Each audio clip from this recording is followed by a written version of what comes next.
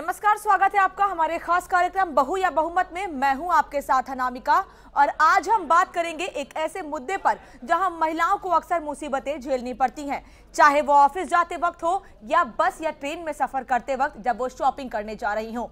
इस दिन प्रतिदिन की प्रक्रिया में स्त्रियों को अक्सर छोटी छोटी दिक्कतों का सामना करना ही पड़ता है।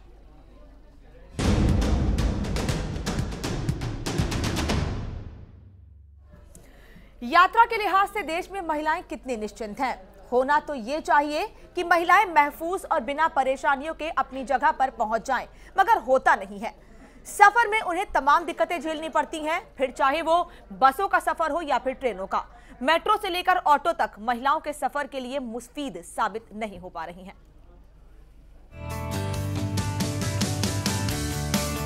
देश में महिलाओं को लेकर समाज का नजरिया कुछ हद तक बदला है, इससे गुरेज नहीं किया जा सकता, लेकिन समाज में अभी भी महिलाओं की सुख सुविधाओं में बेहद कमी है। अपने घर से दूसरी जगह पर पहुंचने के लिए महिलाओं को तमाम समस्याओं का सामना करना पड़ रहा है। महिलाएं आज सुरक्षा का अभाव महसूस कर रही हैं। छीना झपटी, ईव टीजिंग जैसी समस्याएं आम हो चुकी हैं। यही नहीं, बढ़ते एसिड अटैक ने महिलाओं के अंदर खौफ पैदा कर दिया है। उसके लिए यात्रा करना सुखद नहीं, दुखद है। एक नए सर्वेक्षण के अनुसार छुट्टियों में घूमने फिरने या काम के लिए बाहर निकलने के लिहाज से दिल्ली को सबसे असुरक्षित महानगर माना गया है। मुंबई को महिलाओं की सुरक्षा के लिहाज से 34% सबसे सुरक्षित बताया गया, जबकि 12% मतों के साथ अहमदाबाद और बेंगलुरु दूसरे स्थान पर है। ट्रेवल पोर्टल ट्रिप एडवाइजर की तरफ से कराए गए एकल महिला यात्री सर्वेक्षण 2013 के मुताबिक महिलाओं के खिलाफ होने वाले अपराधों की हाल ही में आई बाढ़ की वजह से राजधानी बदनाम हो गई है। इस वजह से 84% महिलाओं ने इसे सबसे असुरक्षित महानगर बताया है।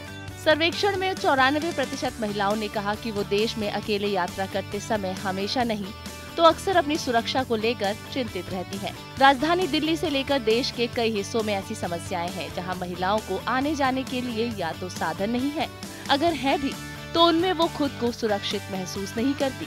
सवाल ये है कि सरकार महिलाओं की यात्रा को लेकर कितनी संजीदा रहती है। महिलाओं की यात्रा संबंधी परेशानियों को दूर करने के लिए आखिर सरकार के कदम कितने कारगर हैं?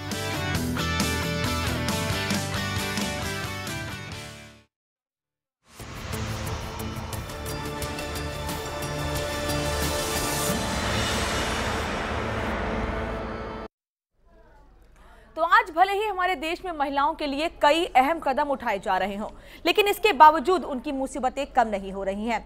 हमने बात की कुछ ऐसी महिलाओं से जिनकी दिनचर्या में ऐसी कई मुसीबतें सामने आती हैं।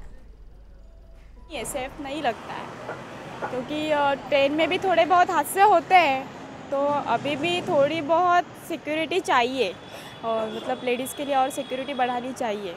तो महिलाओं के लिए ट्रेन तो अवेलेबल है, बट दिन में 2-3 ऐसा, मतलब एक ट्रेन महिलाओं के लिए एक ट्रेन जाती है, उसके बाद बहुत देर के बाद एक ट्रेन आती है।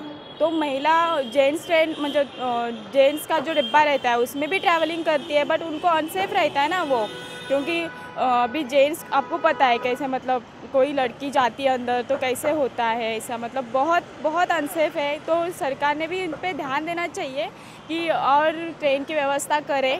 थोड़ा मुश्किल तो लगता ही है, बॉम्बे है, थोड़ा मुश्किल तो लगेगा ही ना, थोड़ी सेफ्टी तो चाहिए। और हाँ, वो तो कम गिर रहे हैं और चाहिए, क्योंकि इतना भीड़ रहता है ना लेडीज़ के अंदर, मतलब पूरा मतलब डोर में लटक के जाते हैं लेडी। और लास्ट वीक में एक लेडी नीचे भी गिर गई थी, इतना भीड़ रहता है। कहीं कहीं मतलब रहना चाहिए, पुलिस वगैरह कोई तो रहना चाहिए लेडीज़ के कंपार्टमेंट में, तो वो नहीं रहते हैं। मतलब वैसे सेफ्टी के लिए तो कर रहना चाहिए, क्योंकि ना रास्ते में से जाते वक्त भी लड़के लोग छेड़ के जाते हैं आराम के साथ, और ऐसे मजाक उड़ाते जैसे कि कोई लड़की लोग का कोई मतलब कुछ भी ये नहीं है, रिस्पेक्ट ही नहीं है कुछ भी। तो वैसे गवर्नमेंट ने कुछ तो करना चाहिए। बहुत रश होता है, फिर भी हम ऐसे लटक के आते हैं। मतलब सरकार उठना चाहिए, अभी जागना चाहिए कि लेडीज़ कैसे आते हैं कैसे जाते हैं, उनको समझना चाहिए कि लेडीज़ की क्या हालत होती है, और ज़्यादा मतलब कुछ करना चाहिए उन लोगों ने। मतलब रात में जो शाम को लेडीज जाते हैं, मतलब बहुत सारे भीड़ होते हैं, फिर भी लोग छेड़ते हैं, ऐसे करते हैं। पूरी सिक्योरिटी होना चाहिए रात में। मतलब घर में कैसे जाते हैं हम लोगों को पता नहीं रहता, इतना मुश्किल होता है। घर मतलब घर पहुँचे कि नहीं, गया कि नहीं लड़के, ऐसा होता है। ट्रेन में जब कोई आता है भिखारी, उनको कुछ होता है, चरस लेने वाले, ये लेने वाले, वो लेने वाले, अभी कुछ तो लेते हैं, लेकिन तब पुलिस ही स्टेशन से गायब रहते हैं, कोई नहीं रहता है तभी कि बाबा उनको बाहर निकाले, कुछ करे।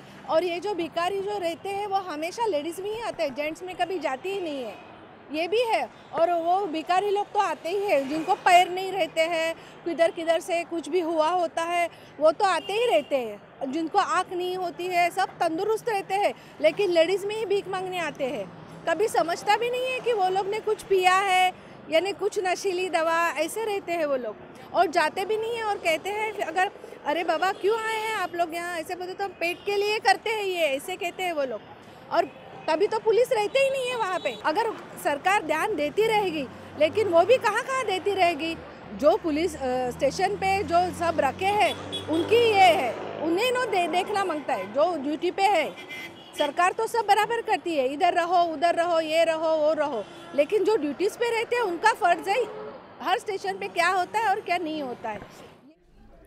इस पर बातचीत के लिए हमारे सहयोगी मुक्ता पाठक भोपाल से हमारे साथ जुड़ रही हैं। उनसे जानेंगे कि क्या कुछ समस्याएं महिलाओं को आजकल फेस करनी पड़ रही हैं और जो उनके साथ कुछ और युवा लड़कियां और कुछ महिलाएं मौजूद हैं, जानेंगे उनसे भी कि आखिर क्या कुछ दिक्कतें उन लोगों को परेशानी झेलनी पड़ रही है भोपाल में रहते हुए। मुक्ता, क्या आप बात करेंगे उन महिलाओं से जो आपके साथ मौजूद है और बताएंगी वो महिलाएं कि क्या कुछ दिक्कतें सामने आ रही हैं उनको वर्तमान समय में घरों से बाहर निकलते समय और जब वो ट्रेन में सफर कर रही हैं, बस में सफर कर रही हैं, ऑटो में सफर कर रही हैं, उस दौरान?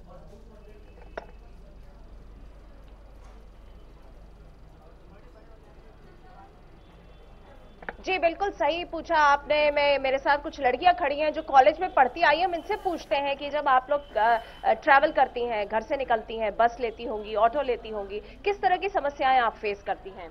देखिए, वैसे मैं ज़्यादा पब्लिक ट्रांसपोर्ट का यूज़ तो नहीं करती हूँ, पर जितना भी मैंने किया है मुझे ये पता चला है कि सरकार ने अपनी तरफ से कोशिशें तो की हैं लड़कियों को पब्लिक ट्रांसपोर्ट अच्छे से अच्छा मुहैया कराने की, बट हमने देखा है कि जैसे जो बसेस चलती हैं ओनली फॉर गर्ल्स, उसमें लड़के भी आके अपनी सीटें ले लेते हैं। तो इस तरह लड़कियों को काफ़ी परेशानियों का देखनी पड़ती है और काफ़ी सारी दिक्कतें होती हैं। आप क्या कहेंगी? मैंने जहाँ तक अपना ट्रांसपोर्टेशन में देखा है तो बसेस में ये है कि ट्रांसपोर्टेशन जो है वो उस डिस्टेंस तक नहीं होता है, प्रॉपरली वहाँ तक नहीं पहुँच पाता है जहाँ तक लड़कियों, जहाँ तक आपको जाना है उस डेस्टिनेशन से तक नहीं पहुँच पाता। तब ऐसे में क्या करती हैं आप? ऐसे में वहाँ पर उन लोग से कहना पड़ता है, बोलना पड़ता है कि जहाँ तक प्रॉपर हो सके, जहाँ तक चल सके वहाँ तक आप छोड़िए, तब तक चलाइए। इनसिक्योर महसूस करती हैं? इनसिक्योरिटी होती है। जी जी, आप क्या कहेंगे इस पे? आप कौन से ट्रांसपोर्ट को यूज करती हैं? वैसे तो बसेस को यूज़ करते हैं, पर बॉयज़ का इंटरफेरेंस हमेशा रहता है। कहीं खड़े हैं तो फिर बॉयज़ खड़े हो जाते हैं पीछे, तो वो सब थोड़ा सा ऑकवर्ड लगता है। तो मुझे लगता है कि अलग से बसेस चल रही है तो उसमें सिर्फ लेडीज़ को ही ऑटो वगैरह यूज करती होंगी, तब कितना सेफ महसूस करती हैं? क्या किस तरह की प्रॉब्लम परेशानी आती है? ऑटो वाले शीशे को पीछे करके जब देखते हैं तो वो थोड़ा ऑड लगता है, तो ऑटो वाले का जब भी बैठते हैं तो ऑटो के नंबर नोट कर लेते हैं। नोट कर लेते हैं। आप क्या कहेंगे? वैसे तो बसें और ऑटो दोनों ही सेम है, क्योंकि ऑटो में भी ऑटो वाले कोई अच्छे नहीं रहते हैं और ना बस वाले। बस के कंडक्टर इतने ऐसे हावी रहते हैं। मुक्ता, ये जो लड़कियां आपके साथ मौजूद हैं ये कह रही हैं कि जब ये ऑटो में बैठती हैं तो शीशा वो लोग पीछे कर लेते हैं, ऐसा सेट कर लेते हैं कि लड़कियों को पीछे देखते हैं। जब वो बसेस में ट्रैवल कर रही होती हैं तो कई बार कंडक्टर या फिर लड़के ऐसे होते हैं जो बदतमीजी करते हैं, जहां लड़कियां खड़ी होती हैं वहीं पर लड़के आकर खड़े हो जाते हैं और छेड़छाड़ जैसी घटना को अंजाम दिया जाता है। और जब ये लड़कियां उसका विरोध करती हैं तो उनके साथ और ज्यादा बदसलूकी की जाती है। ये कोई नई बात नहीं है, ये हमने खुद भी देखा है। दिन खबरें भी आती रहती हैं कि अगर लड़की ने विरोध किया है छेड़छाड़ का या उसके साथ जो मिसबिहेव हो रहा है तो उस दौरान उस लड़की के साथ मारपीट की जाती है। ऐसा व्यवहार किया जाता है कि मानो उसने अपने साथ छेड़छाड़ का विरोध नहीं किया हो, उल्टा उनके साथ कोई गलत व्यवहार कर दिया हो। तो ऐसे में ये लड़कियां, ये महिलाएं सरकार से क्या उम्मीद करें? युवा लड़कियां हैं, सरकार से, प्रशासन से क्या उम्मीद करती हैं कि उनके साथ ऐसी घटनाएं सामने नहीं आए पब्लिक ट्रांसपोर्ट में?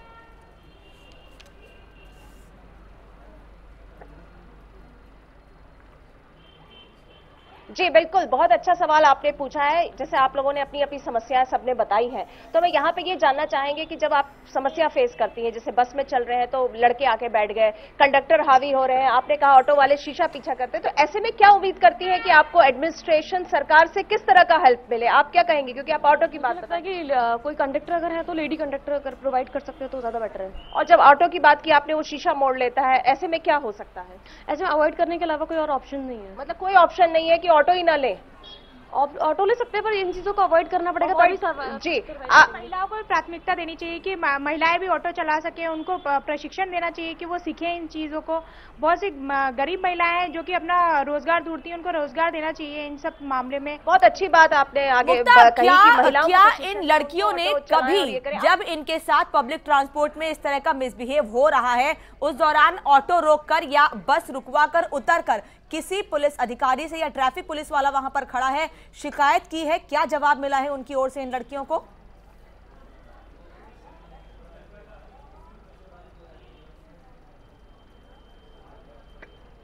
जी, आप में से किसी, जैसा आप ही ने अभी पॉइंट रेज किया, तो आप में से किसी जब इस तरह का व्यवहार हो रहा तो कभी आपने ऑन द स्पॉट रोका है बस को या ऑटो को, शिकायत की है? ऐसा कभी किया आप लोगों ने?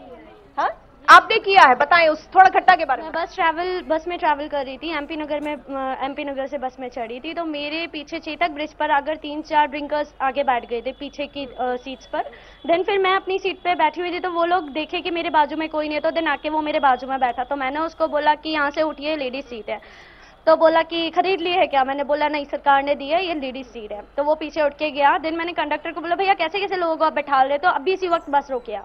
मैंने फिर ISBT पर बस रुकवाकर और कंप्लेन करवाई जहाँ पर हेड ऑफिस है। फिर वहां से जो लोग आए थे, सुपरवाइजर्स आए थे, उन्होंने उन लोगों को बाहर निकाला था। मतलब आपने सुना ये घटना, पूरा घटनाक्रम जिस तरह से इन्होंने बताया कि इन्होंने ऑन द स्पॉट जो है इन्होंने रुकवाई बस को, कंप्लेन की हायर अथॉरिटीज को, सुपरवाइजर आए और वो 3 लड़कों को पकड़ा गया जो कि ड्रंक थे और इनके पास बैठने की कोशिश कर रहे थे और छेड़छाड़ कर रहे थे। जी बिल्कुल मुक्ता, हम सुन सकते हैं और ये जिस तरीके से ये लड़कियां बता रही हैं अपनी परेशानी, ये परेशानी केवल भोपाल की ही नहीं है, ये परेशानी दिल्ली, मुंबई, कोलकाता, लखनऊ, बिहार, अब जहां का भी रुख करेंगे इन तमाम जगहों में कुछ ऐसे ही हालात नजर आ रहे हैं। लेकिन कई बार ऐसा भी होता है जब ये लड़कियां शिकायत करने के लिए जाती हैं, जो ट्रैफिक पुलिस वाले वहां पर होते हैं या जो पुलिस प्रशासन के अधिकारी वहां पर तैनात किए गए होते हैं, पेट्रोलिंग वाले जो वहां पर मौजूद होते हैं, कई बार वो भी लड़कियों से मिसबिहेव करते हैं। इस बारे में भी आगे आपसे बातचीत करेंगे, इन महिलाओं की, इन युवा लड़कियों की राय जानेंगे, क्या इनसे समस्या से भी वो 2-4 हुई हैं। फिलहाल वक्त है एक ब्रेक का, लौटेंगे तो इस मुद्दे पर आगे बातचीत करेंगे।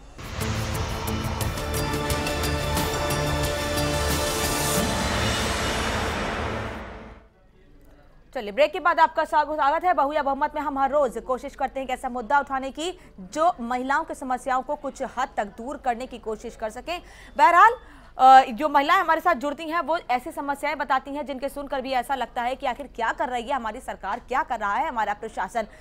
ट्रैवलिंग के दौरान क्या कुछ समस्याएं महिलाओं को आती हैं, इस पर हम आज बात कर रहे हैं। एक पॉइंट ये भी है, जब महिलाएं कम्युनिकेट कर रही हैं, घरों से बाहर निकल रही हैं, ट्रैवलिंग कर रही हैं, उस दौरान क्या उनको जो किराया है उसमें कुछ छूट दी जाती है? क्या महिलाओं को जो आरक्षित सीटें दी गई हैं वो कम दी गई हैं? कई ऐसे मुद्दे हैं, उस पर हम आगे बात करेंगे, क्योंकि आज हमारे देश में भले ही कितनी तरक्की कर ली हो, फिर चाहे वो बात मेट्रो की हो या शॉपिंग मॉल्स की हो, इस बढ़ती टेक्नोलॉजी में शायद हम महिलाओं से जुड़ी वो अहम जिम्मेदारियां शायद भूलते जा रहे हैं जिनका सामना आज हर नारी कर रही है। आसान नहीं है सफ़र करना, क्योंकि आज के टाइम में इतना असुरक्षित हो चुकी है लेडीज़ और गर्ल्स, क्योंकि कोई भी आ जाता है, कोई भी छेड़ जाता है उन्हें बहुत प्रॉब्लम्स फील करनी पड़ती है। इसलिए भारत है, लेकिन यहाँ पे भी महिलाएं खुद को अनसेफ महसूस करती है, क्योंकि यहाँ पे बस और रेलवे के अंदर महिलाओं के लिए कोई सेफ्टी नहीं है। उन्हें सेफ्टी के लिए पुलिस होनी चाहिए और कोई महिला गार्ड होनी चाहिए ताकि उनकी सुरक्षा आसानी से हो सके। महिलाओं को आरक्षण ज़रूर मिलना चाहिए और मतलब कम से कम 50% आरक्षण तो महिलाओं के लिए आवश्यक है ही है। बहुत मुश्किल है आज की तारीख में लेडीज़ों के लिए रोड पे सेफ्टी नहीं है। कहीं भी आना जाना लेडीज़ अकेले नहीं कर सकती है। काफ़ी गुंडागर्दी बढ़ गई है, कहीं भी लेडीज़ अपने आप को सुरक्षित महसूस नहीं करती है। सुरक्षा की दृष्टि से देखा जाए तो ट्रेन आज की तारीख में काफ़ी सुरक्षित है, लेकिन उसमें भी पुलिस गार्ड या पुलिस लेडीज़ जो भी है लेडीज़ के लिए होनी चाहिए, सेफ्टी होनी चाहिए हर तरीके से। टिकटों में भी लेडीज़ों को सुविधा देनी चाहिए, छूट देनी चाहिए। काफ़ी नीचे स्तर में भी लेडीज़ें होती है जो अपना किराया नहीं अफोर्ड कर पाती है, तो किराए में छूट होनी चाहिए। आज के टाइम पे महिलाओं के लिए एक जगह से दूसरी जगह सफ़र करना बहुत ही कठिन होता जा रहा है। जैसा कि रास्ते में लोग मनचले लड़के घूमते रहते हैं और लड़कियों पे तेजाब फेंका जाता है। रात के समय लड़कियां घर से बाहर नहीं निकल सकती। ऐसे में चलते हुए पुलिस की और सरकार की बहुत जिम्मेदारी बन जाती है। एक महिला के लिए एक स्थान से दूसरे स्थान पर जाना बहुत ही कठिन होता जा रहा है। आरक्षण होना चाहिए चाहिए, महिलाओं के लिए जो टिकट वगैरह होते हैं उनके लिए महिलाओं को विशेष आरक्षण देना चाहिए। किराए में महिलाओं के लिए आरक्षण होना चाहिए, उन्हें छूट दी जानी चाहिए। आसान तो नहीं कह सकते, बहुत ज़्यादा मुश्किल है देश में एक स्थान से दूसरे स्थान में जाना, छोड़ के एक स्थान से मतलब बस में परचेज करने के लिए भी जाती हैं महिलाएं, तो उसमें भी बहुत असुरक्षित महसूस करती है महिलाएं अपने आप को। तो सरकार को चाहिए कि इसमें काफ़ी हद तक औरतों के लिए काफ़ी हद तक मतलब व्यवस्था करनी चाहिए सुरक्षा के लिए। सरकार को ये हम कहना चाहेंगे हमारे द्वारा कि भाई औरतों के लिए एक तो बस की में सीट वगैरह अच्छी होनी चाहिए, जिसमें बैठ कर के महिला सीट जो कह सकते हैं वो होनी चाहिए। आजकल महिलाओं सीट की कोई वो नहीं, व्यवस्था नहीं है, उसके अंदर आदमी वगैरह बैठ जाते हैं तो उनको उठाते हैं तो ऊपर ऑपोजिट उनका जवाब मिलता है और महिलाओं के लिए कोई सुरक्षा नहीं है।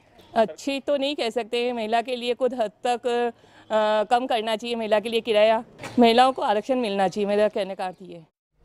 मुंबई की महिलाएं सुरक्षा की बात उठाती हैं, जयपुर की महिलाएं कहती हैं कि उन्हें टिकट रिजर्वेशन में कुछ छूट मिलनी चाहिए, टिकट की जो फेयर्स हैं, जो किराया है उसमें कुछ रियायत मिलनी चाहिए। कुछ महिलाएं कहती हैं कि जो आरक्षित सीट हैं उन्हें बढ़ाया जाना चाहिए, ट्रेन्स में भी और बसेस में भी, जो पब्लिक ट्रांसपोर्ट है उसमें भी, क्योंकि इसके चलते भी उन्हें काफी परेशानियों का सामना करना पड़ता है। सुनते हैं कि पटना की महिलाएं क्या कुछ कह रही हैं इसको लेकर। मुझे लगता है कि सफ़र के दौरान वुमेन को सिक्योरिटी है, लेकिन फिर भी हम लोग प्रेफर यही करते हैं कि जेंट्स साथ में ट्रैवल करें, मेन साथ में ट्रैवल करें। अभी भी कह सकते हैं कि उतनी सिक्योरिटी वाइज हम सिक्योर नहीं फील करती हैं और इसमें इम्प्रूवमेंट की ज़रूरत है।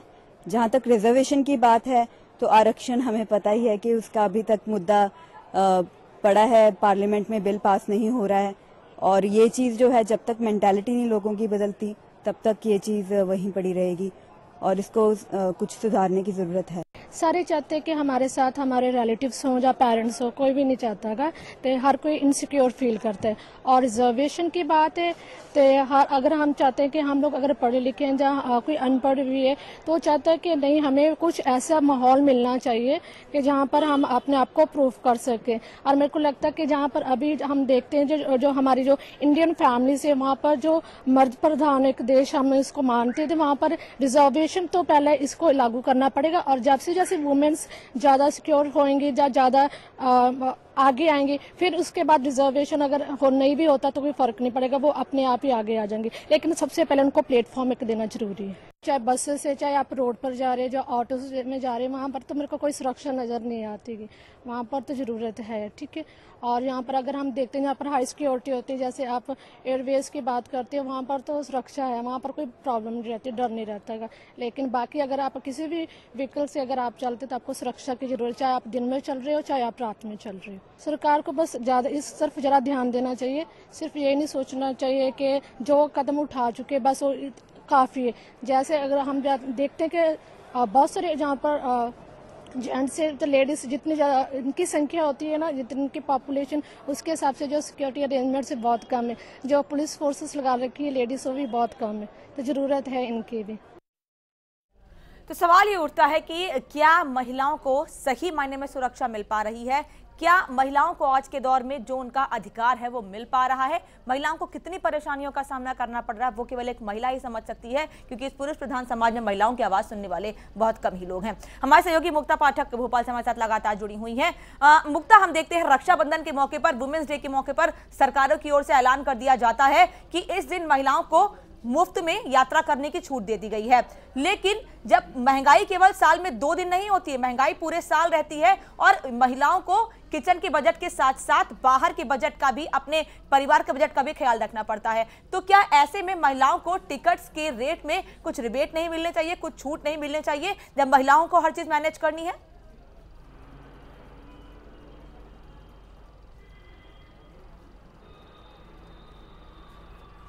जी, बहुत अच्छा सवाल आपने पूछा है। जैसे कि वुमेन्स डे होता है और रक्षाबंधन होता है, उस दिन जो है पब्लिक ट्रांसपोर्ट जो है महिलाओं के लिए फ्री कर दिया जाता है। बाकी आप देखती होंगी कि चलते हैं अगर हम ऑटो में, बस में, तो रेट्स बहुत हाई हैं। तो आपको लगता है कि कुछ रेट मिलना चाहिए, कुछ कंसेशन मिलना चाहिए लड़कियों को, महिलाओं को? लड़कियों को बहुत मतलब ये है, जैसे एक स्पेसिफिक डे के लिए नहीं हमें रखना चाहिए कि विमेंस डे पे ही उन्हें कंसेशन दिया जाए।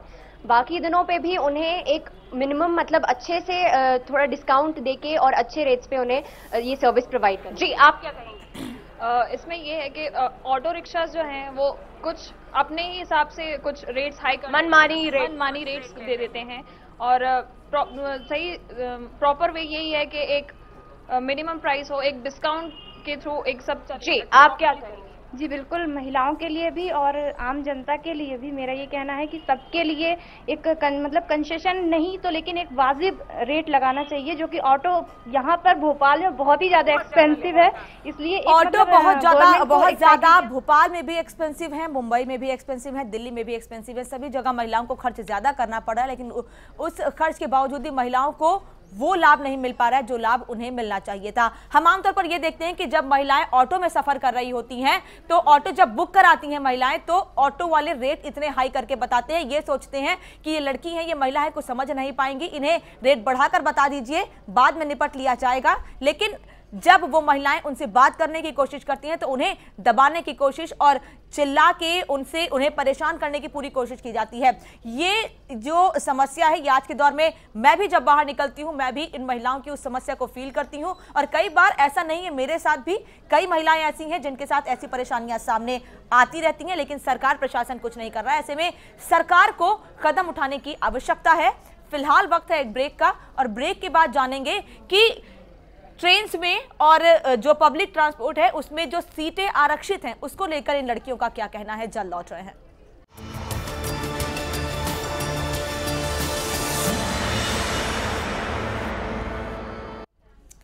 ब्रेक के बाद आपका स्वागत है। आज हम बात कर रहे हैं पब्लिक ट्रांसपोर्ट में महिलाओं के साथ हो रही छेड़खानी की, महिलाओं को हो रही समस्याओं की और क्या उस समस्या का सही तौर पर सही तरीके से आज के समय में समाधान निकल पाया है।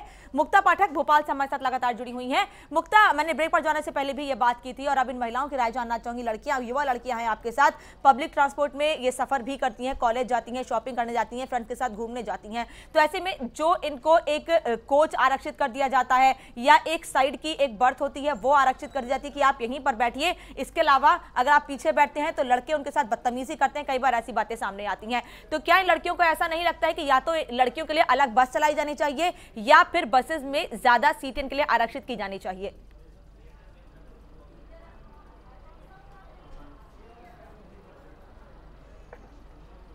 बिल्कुल सही। आपको लगता नहीं है कि जो या तो एक अलग ही ट्रांसपोर्ट हो, जैसे कि अलग बसेस सर्विस हो लड़कियों के लिए, या सीट जितनी रिजर्व होती है उससे ज्यादा रिजर्व हो, क्योंकि जिस तरह से प्रॉब्लम आती है हम फेस करते हैं, उसको लेकर आप क्या कहेंगे?